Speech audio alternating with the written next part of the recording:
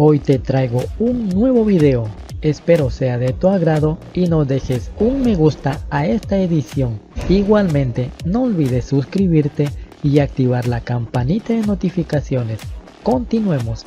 Ortiz se equivoca en la entrega, avanza ahora Alonso. Balón hacia la derecha para Salinas, maniobra el ex 12 de octubre. Salinas con el pase al área, la espera Villagra, espera Godoy, le pega al arco. ¡Golazo! ¡Gol! Diego Armando. ¡Gol!